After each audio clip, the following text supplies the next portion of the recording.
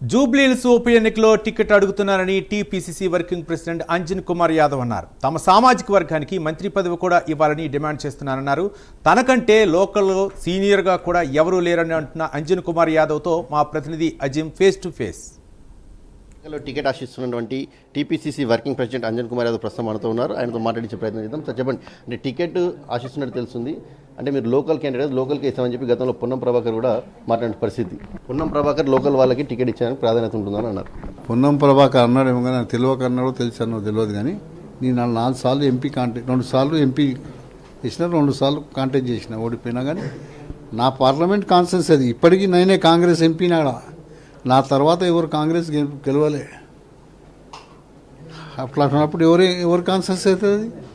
Anjan Kumar Yadav constituency అది. అంటే మీకు పార్టీ 4 సార్లు ఎంపీగా ఛాన్స్ ఇచ్చింది, ఎమ్మెల్యే కూడా ఛాన్స్ ఇచ్చింది కదా, అక్కడ వేరే వాళ్ళు కూడా అభ్యర్థులు ఆశిస్తున్నారు కదా. ఆశిస్తారు, పార్టీ ఉండాలి, కాంగ్రెస్ పార్టీలో ఉండాలి. గత 5 ఏళ్ళు 6 10 ఏళ్ళ చరిత్ర ఉండాలి కదా, ఉండాలనా లేదా? కాంగ్రెస్లో 10 ఏళ్ళ చరిత్ర 5 ఏళ్ళ చరిత్ర అయితే ఉండాలి కదా.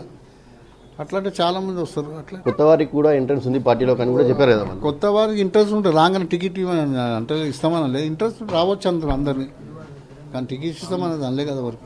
అంటే మీకే ఎందుకు టికెట్ ఇవ్వాలని దానికి మీ దగ్గర బలమైన రీజన్ ఉందా? రీజన్ ఉన్నదని చెప్తున్నా కదా. సిటీకైనా ఒకరు పి జనార్దన్ రెడ్డి పెద్ద పెద్ద ఎంఐఎంలు ఉండే, నగరంలో ఒక ఎమ్మెల్యే లేడు, నేను ఎమ్మెల్యే కావాలని ఉంది. ఎమ్మెల్యే అయినాక మంత్రివి కావాలని ఉంది. ఎందుకుంటుంది? బలమైన రీజన్ అదే.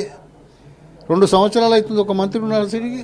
ఎవరు మన ఏ సామాజిక వర్గం మాతో లేకుండే కదా ఎలక్షన్లో. ఇప్పుడు గెలిచినాక అన్నీ వచ్చి ఇక్కడ పడ్డాయి. కష్టకాలంలో ఎవరు లేరు కదా. ఇక్కడ వాళ్ళు లేరు, ఇక్కడ వీళ్ళు లేరు, మైనార్టీలు లేరు, మాదిగలు లేరు, మా వాళ్ళు అందరూ ఏమన్నా బీజేపీకి ఏమని చెప్పి రాలేదా? ఉన్నారా? కిచెన్స్ అక్కడనే వేసారు, వీళ్ళందరూ చెప్పురు. టికెట్ కోసం మీరు హైకమాండ్ ఏమైనా కలిసే ప్రయత్నం చేశారా? కలిసారా ఇప్పటికి ఏమైనా? అందరినీ కలుస్తా, అందరు నాకు అందరితో సంబంధాలు ఉన్నాయి, అందరికి చెప్తా. నేను నాతోని 2 సార్లు నేను మా అగ్రనాయకులతో ఎంపీ ఉన్నా. నేను రాహుల్ గాంధీతో ఎంపీ ఉన్నా, ఖర్గే గారితో ఎంపీగా ఉన్నా 2 సార్లు. యూపీఏ 1 యూపీఏ 2లా సోనియా గాంధీ గారితో ఉన్నా నేను ఎంపీగా.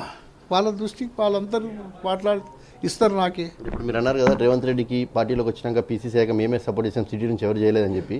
మరి రేవంత్ రెడ్డిని కలిసి ఏమైనా అడిగారు టికెట్ కోసం? తప్పకుండా చేస్తారు. చెప్పినా నేను అంటున్నారు కదా, మీరు అన్నందుకు కష్టకాలంలో మేమే ఉన్నాం కదా.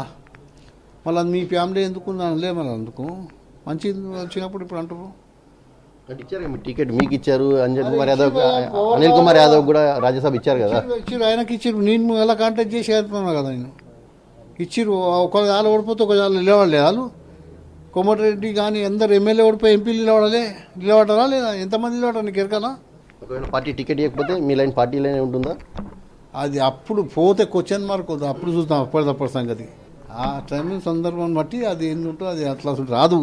అట్లా వస్తే అప్పుడు చూసారా, నేనే అసలైన లోకల్. నేను పార్టీలు జూబ్లీహిల్స్ ఏది ఎంపీగా ఉన్నప్పుడు చాలా కష్టపడ్డాను, అక్కడ అభివృద్ధి చేశాను.